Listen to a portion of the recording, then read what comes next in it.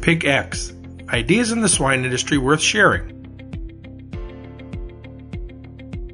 Well, for today's Pig X podcast, we are going to be talking about the economics behind the swine industry and have two fantastic experts joining us today, Derald Holtkamp and Schulz. Derald, I'll start with you. Give us a quick background about you and how you found yourself helping with this project. Yeah, thanks for the invitation, Delaney. I'm a professor in the Veterinary Diagnostic and Production Animal Medicine Department at Iowa State University here. I work mostly with swine medicine. Before I got my Doctor of Veterinary Medicine, I was on the path to become an economist. I got a master's degree in ag economics at Iowa State University and then changed course and then went and got my veterinary degree after that. So it gives me a bit of a unique perspective on things. I guess as far as I know, I think I'm the only swine veterinarian in the U.S. that also has a degree in economics. And so I've been at Iowa State since 2006 on the faculty there. And in addition to doing research on the economics of disease, I spend a lot of time with biosecurity as well. And Lee, tell us a little bit more about your background. Well, thanks again for the invitation. I'm an associate professor in the Department of Economics and also an extension specialist here at Iowa State. And my role as really an extension specialist is in livestock economics. So it's understanding the current situation and outlook as it pertains to normal market fundamentals, but then also as we see events like the past COVID-19 event, as well as animal health issues that we've experienced over the last several years. Really anything that impacts the markets and has an economic impact is something that I focus in and study on. And really what's great about my position is the opportunity to collaborate, not only with folks here at the university, different departments. I've had great opportunities to collaborate with Dr. Holtkamp and also faculty in animal science, but also working with stakeholders throughout the state. So if it's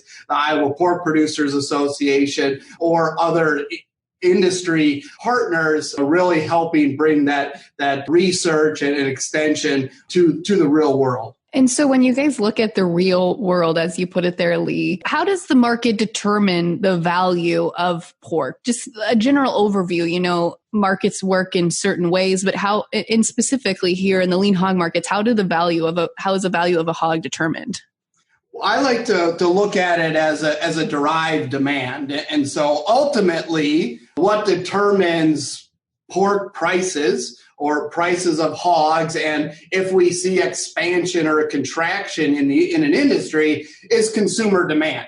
And we a lot of times throw out consumer demand, but that's a very complex thing and one of the more difficult things to really measure. Not only is it domestic demand, but you could break that even further. And we've seen impacts here this last spring with COVID-19, when you have roughly 50% is consumed at food service, 50% when you look at kind of the retail or grocery market. And when you see dramatic changes in that really changes the consumer demand profile. But then also exports is a tremendous market when you look at pork. Roughly 25 to 30%, if you look at volume or value, are on the export market. And so that's a really complex thing to measure. But importantly, we've had really strong demand here the last several years, and that's really what's helped support higher prices in the industry, has really supported the growth that we've seen in the industry.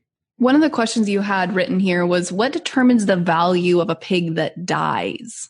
Yeah, so that's a big issue, I guess, when we look at trying to estimate the cost of disease, and as well as doing cost-benefit analysis. So if we're looking to include a vaccine, for example, it pays, I think, to take a little time and do a cost-benefit analysis and the benefit then of reducing mortality. If we can put a vaccine in and reduce disease, that's going to end up reducing mortality. Then for that cost-benefit analysis, we have to put a dollar value on that reduced mortality. And so I see a number of different ways that's done in the industry. And the truth is there's really only one correct way to do that. And there's basically two things that happen when a pig dies. First is that you lose the opportunity to get the revenue on that pig. And then the second is you actually do get a little bit of a consolation prize in that you don't have to spend the money on the feed or other variable costs, primarily feed, to get that pig all the way to market. So that savings offsets the lost revenue a little bit. And so that also then indicates or demonstrates why it's very important to consider when the pigs die, right? So if a pig dies on the way to market or the day before it's marketed, you lose the revenue, but there's almost no consolation. You've already invested all the feed and other variable costs in that pig that you're going to. On the other hand, that pig dies the day after placement, then you're going to still lose the revenue, but you're going to save a lot of feed and other variable costs as a result of that. And so it really does matter when that pig dies as far as the economics go. And Derald, that sparked a question on my end. When you look at disease and the development of vaccines, is there a certain level or a certain number, or, how do they determine if it's economical to develop a vaccine for that specific disease or issue that they're having in the swine industry? Yeah, the biopharmaceutical companies that do that do look at those types of estimates, or they try to predict, if you will, how much of an impact the vaccine will have on pigs or on the disease specifically, and then as a result, how much it'll reduce mortality or improve other productivity measures. And they model that. They typically will try to come up with some sort of estimate so that they can get a handle on their market projections. So in other words, what kind of market share can they capture? And so they do those kinds of things. And they base, they typically, I think when I've been asked to help out with those types of estimates, it usually comes after they've done some of the early efficacy studies and have some idea of what that vaccine is going to do.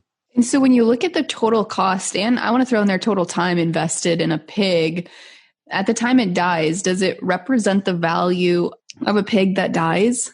So the short answer is no. So you have the cost invested, but I like to think of it as you're not producing necessarily at break-even prices always, right? And so if it was truly a break-even, you could kind of look at it closer to it's just the costs involved. But really, the important thing is that lost revenue. So it's that opportunity cost to market that full weight pig and potentially earn a profit if that's what the market is dictating. Also add on to the earlier discussion that the calculus involved in these calculations are not simple, for the simple fact that numbers aren't static. So market prices are always changing. So they're changing day to day, they're changing week to week, they're changing year to year. And so to look at the cost of mortality, it's not a static figure, because that opportunity cost is always changing,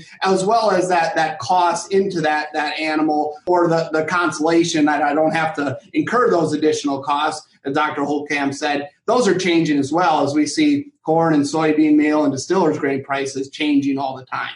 So as Lee mentioned, that it does get a bit complicated, and so that's why I think you do see a lot of people, or at least I do, a lot of people who want to value that pig that dies as the cost that's already invested in that pig, because that's a little easier, I think, for them to get an estimate of or to get their head around.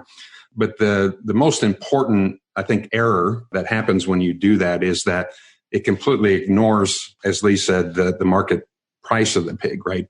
Which does affect the value of a lost pig. And so intuitively, I hope most of the listeners can see that when a pig dies, if the industry is profitable and has very high pig prices at the time, that's more painful than if we have very low pig prices and producers are losing money. And so I think intuitively, it just makes sense, I think, that when we value a pig that dies or put a value on mortality, it has to take into account the market price of the pig, right? What is the value of that pig if it had made it to market? And so again, use that term opportunity. We lose that opportunity, and the extent of that opportunity or the magnitude of that opportunity depends on the market pig price. And as Lee mentioned, that can vary a lot. And so as consequently, that does mean that using rules of thumb and things like that for valuing mortality is also dangerous, because those rules of thumb have some implicit market pig price behind them. And if that market pig price changes, then those rules of thumb are no longer valid. I like to call those rules of thumb, they're like a broken clock, in that they're occasionally right, but most of the time they're going to be wrong. And they can be very wrong at sometimes and lead us to make poor decisions. And do you see any difference between folks that are raising in contract settings versus independent producers? Do their costs or do their fixed costs differ or matter differently, or weigh differently, I should say?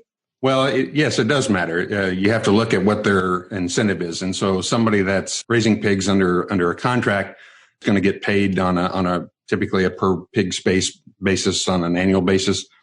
And they may or may not get some bonuses or have some bonuses that they can earn that are tied to mortality or other key productivity indicators. But to the extent that they're not tied to those key productivity indicators, then there may not be a lot of incentive there for the contractor to reduce mortality, because they don't necessarily get paid for that. And so all of the cost then of mortality in that case falls to the owner of the pig, the production system typically. And so, yes, it does depend. And this is why you typically see those types of clauses in those contracts, to try to provide some incentive then for those contractors to care for those pigs better and try to minimize mortality as much as possible. And so to elaborate on that, do fixed costs truly matter? So the simple answer is no. When a pig dies, it's not going to affect that fixed cost, because by the nature of it, it's a fixed cost. So I'm going to incur that regardless if I have production or the size of production or not. Now, where I think it gets a little bit of a gray area is what we consider fixed costs. Now, building and equipment, generally those are fixed costs. But then you have these quasi-fixed costs of labor, potentially that kind of doesn't fit in a strict fixed cost or a strict variable cost component. And so does labor matter? Yes, there in that sense. But overall, importantly here, that you're gonna if you reduce throughput, you're decreasing economic efficiency. And so, it is going to be more costly per head to produce, but a lot of those fixed costs are sunk costs. And so you're not going to be able to recuperate those just because you have less production. And so again, going back to the beginning, they aren't going to matter, or does not affect, if a pig dies, it does not affect the fixed costs there. So does death loss impact optimal marketing weight of the pen or the barn? Again, short, simple answer is no. So decision-making should only affect the future course of business. And if we kind of consider death loss as a sunk cost then, because you obviously can't recuperate it there, it should be irrelevant to the decision-making process. So the issue here is a lot of producers, or some, may, if you have some reduced or if you have increased death loss, you may want to try to recuperate that with more pounds sold. Now, given a particular situation, you may have the feed to do it, right? Because you have less animals, and you may have the space to do it. So from a logistical or production sense, it may be possible or may make sense. But when you're looking at the optimal weight, that decision rule is always the same. So the last pound to gain should equal the last value, or the value of that last pound should be that optimal market weight. So what I like to think of here is, if you're losing money on every additional pound, you shouldn't be feeding those animals to heavier weights, right? Regardless if you had some death loss that was a cost to the operation as well. And so, here again, death loss should not come into play when you're talking about optimal marketing weight. I would agree with that. And I think, though, death loss and disease in general, while it may not affect what the optimal weight to market the pigs should be or is, it does affect the actual weight that pigs often get marketed out of groups. And so it does that, I would say, in a couple of ways. One is through variation, right? And oftentimes when we see a group of pigs affected by disease, not only do we get an increase in the average death rate and average, let's say the average daily gain goes down, feed conversion on average gets worse. The other thing that happens is we tend to get more variation. And so, some pigs will get through that and continue to grow well, while others, are set back for a longer period of time. Just like COVID, it affects some people more severely than others. And so what happens then is you get a lot of variation within a group of pigs as far as the weight. And so that makes it hard to feed those pigs, because now you've got some heavier pigs in that group and some really lightweight pigs in that group. And so you can choose to feed to the heavier pigs, and in which case you're going to be probably feeding a diet that's not maybe underformulated for those lighter pigs, and they're going to perform even worse. Or you can choose to target the lighter pigs, and then you're going to spend more on that diet, higher protein levels and so forth. And so it makes it hard to feed those pigs. But then on the marketing side, it also makes it very difficult then to market those pigs because of all the variation in weight as we approach that marketing window. And so the heavier pigs, that's not as big of an issue, because when the time comes, we can go ahead and market those at our optimal weights. Where the problem comes in is as we get towards the end of that group, we have a choice to make. Then we either tie that barn up for a longer period of time, or we end up marketing a lot of those pigs that are at weights that are much lower than the optimal weight, and sometimes below even what the packing plants will accept. And so it's that left end of the weight distribution then that is most impacted then by the death loss and the disease that caused it. I don't know about you, but I need a second to process all this information because there's been a lot of good stuff thrown around so far. I've been chatting with Dr. Derald Holtkamp and Dr. Lee Schulz of Iowa State University to talk about the economics behind the swine industry and how that relates to swine survivability. I know, it can be extremely frustrating as a producer to be a price taker during these market swings as opposed to a price maker, as markets and numbers continue to drive our industry forward. So let's tune back in here for the second part of our conversation. You guys are throwing around a lot of different numbers and things to keep track of: average daily gain, weight, mortality rates. There's a lot of numbers that growers are dealing with. I guess to start, what value do these numbers hold? Does that make or break an operation? And secondly, do growers place enough value or emphasis on knowing and knowing these numbers? Well, so when we put value on disease, or conversely, the value of it, putting some intervention in place that's going to reduce disease, we typically look at averages. And the reason we do that is because we don't generally measure what we need to measure to understand the variation. So in other words, to understand variation in the group of pigs, you have to weigh individual pigs, if not all of them, at least a sufficient sample, sufficient number to get a large enough sample size.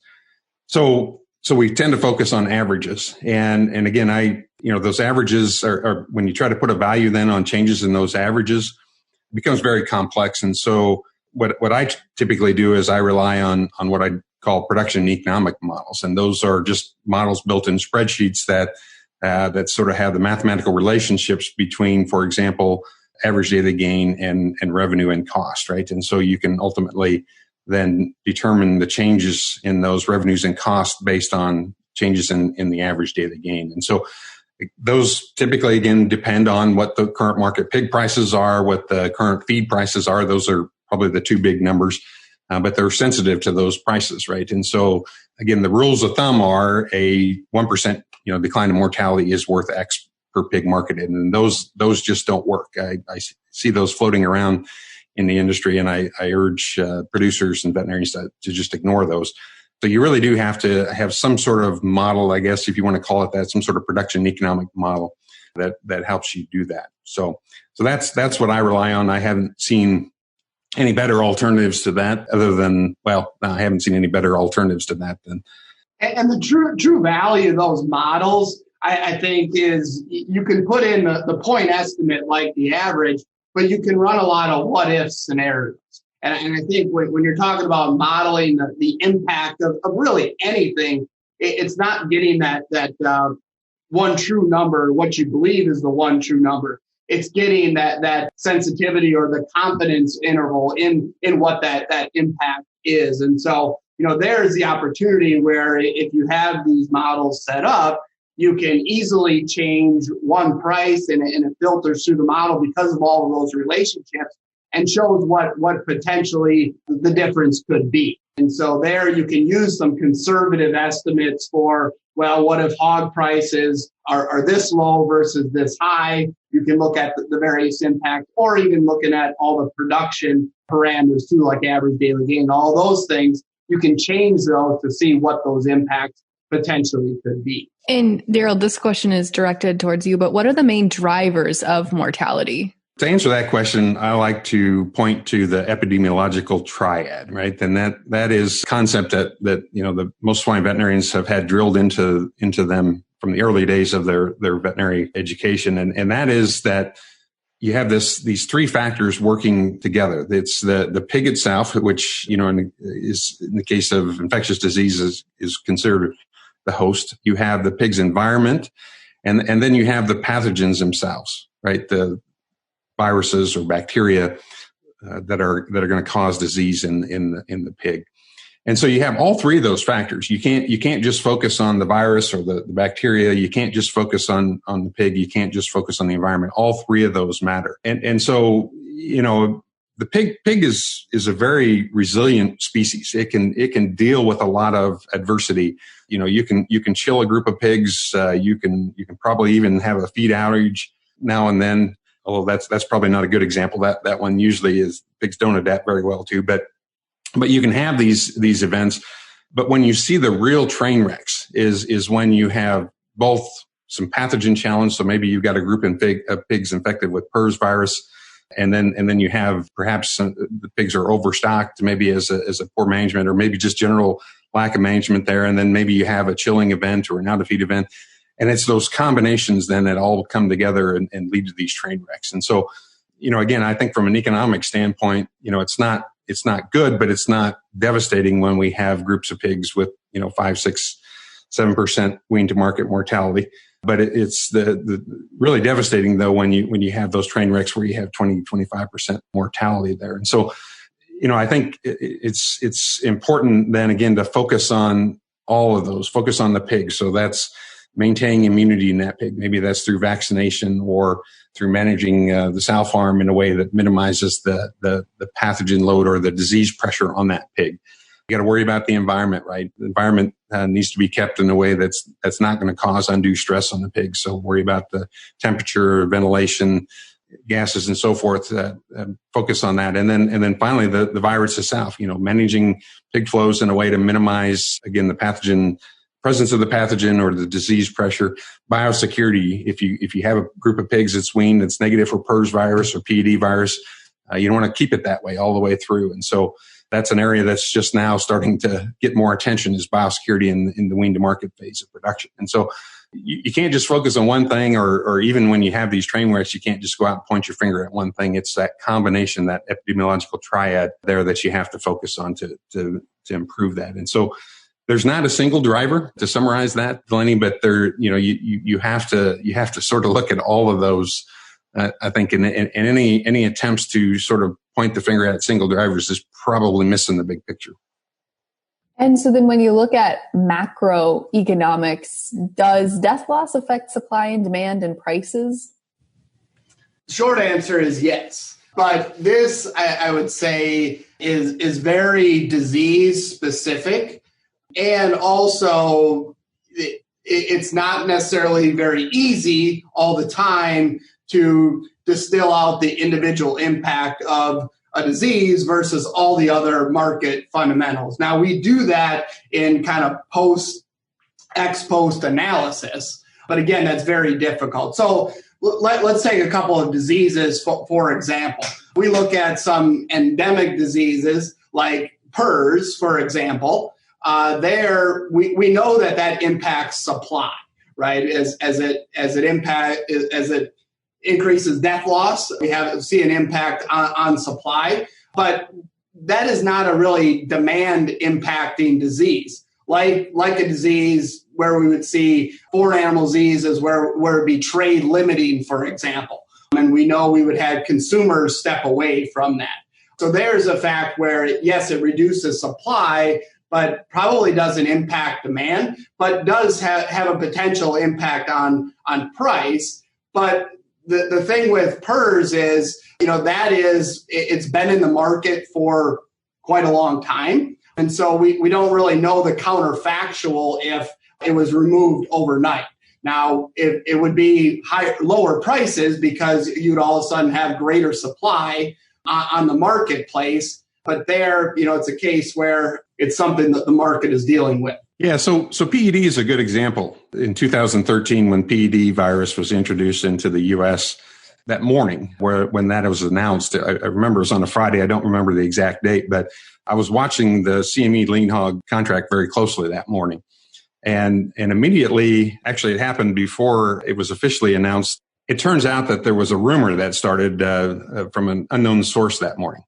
And that was around 10 o'clock in the morning. And it was interesting because at about that time in the morning, the CME lean hog prices had been about even, but for just a few minutes, I will say, it wasn't even an hour, the market pig price took a big dip. So that rumor kind of hit the market. And so the lean hog contract prices took a big dip, but it came right back up, I would say, within about an hour. And so you had sort of a real life experiment going on there where the people who do this for a living, who try to stay abreast of the market, we're trying to make a quick assessment. Was this going to be a trade limiting disease? So that would have been their main fear that would have drove the prices down. As Lee mentioned, that, we would lose at that time about 20% of our demand in a heartbeat. And so I think that was the market's initial concern. But then I think as they quickly got on the phone, and I know those phone calls were made that morning, trying to understand what that pathogen was and what the disease that caused the PED would do to pigs, and whether or not it would be trade limiting, that kind of circulated very quickly in the market. I think made an adjustment to that. So PED was a good example then. And those that remember that the year that followed, the markets, once they kind of got a handle that this was going to be a production limiting disease that wasn't going to impact both trade demand or was not going to be trade limiting. And the other concern early on was what would producers think, what would consumers think about it? Would it affect their consumption of pork? So if they feared that perhaps PED virus was a zoonotic disease that could cause disease in humans as well, would they eat less pork? And so as it became clear that the main effect on PED virus or of PED virus was going to be production limiting, and that was going to have its impact on the supply, it was going to reduce supply in the U.S. and not affect demand, then the markets very quickly got on top of that and prices went up. In fact, they probably overshot that a fair bit. And then as the actual production came to be known, then we realized kind of that, yes, indeed, market pig prices need to be higher that year to balance supply and demand, because supply was quite a bit lower than it was the year before. The interesting thing about that, though, is that happened because that was a shock, right? It happened in a very short period of time. And why that's interesting is because if you think about PRRS virus as a counterpart to PED virus, it too causes mortality. In fact, it causes mortality every year at levels much higher than PED virus did in 2013 and 2014. And so why doesn't that affect market pig prices on a regular basis? Well, the truth is it does. We just don't recognize it. It has a constant effect on pig prices. In fact, the effect is essentially increases the cost of production. And so in a free market like we have, that's going to tend to raise the price of pork, because where the supply and demand sort of balance is going to be a higher price than it would be otherwise. So if we could find a way to eliminate PRRS virus from the United States, if we could do that over a 1 year period of time, we would recognize that hog prices would go down as a result of that, just like they went up as a result of PED virus. So it's very interesting. I think, as my perspective sitting there, seeing that interaction or that interface where sort of health and veterinary medicine came together with economics that year. And so it was, I think, a very, very interesting, and one that's important, I think, for producers to keep in mind too. And so at the end of every episode, we have been trying to have the experts share kind of some take-home messages, if you will, things that are easy to remember or implement. And we've talked about a lot of different things here, a lot of great information with both of you, but do you have any easily rememberable take-home messages about the economics behind the swine industry? Delaney, I think this I guess that leads me to think about some of the things that I try to teach our veterinary students at Iowa State University. And that is that when I was in their seat over 20 years ago now, we were starting to think about the economics of disease a little bit more, but that was not something we got in the course of our lectures. And so the question then now is first of all, should that be different now today? And if so, why? And the answer is yes, it should be different today. And that's been driven largely by the economics of the industry. And what's happened is that we've consolidated the industry. So we have a lot fewer farms, but the farms that we do have now are much bigger. And then we often have those farms in large production systems.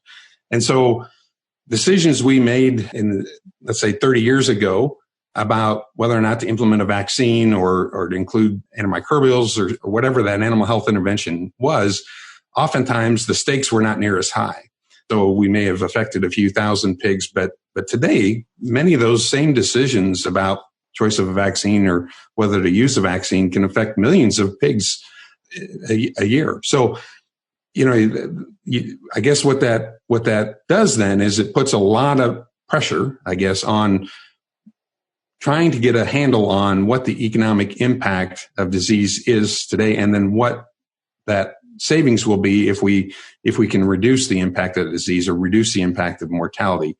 And so, that is a new skill set that many veterinarians that graduated when I didn't necessarily have, that the ones that are graduating today need to have that. And so I think if I could, speak not just to swine veterinarians or swine veterinary students specifically, but I do think that having that understanding of the economics of production, the business side of it, is far more important today than it was 30 years ago. And that may seem obvious, but I think it is useful to sort of think about why is that case today. And it's mainly, again, driven by the economics of consolidation in the industry.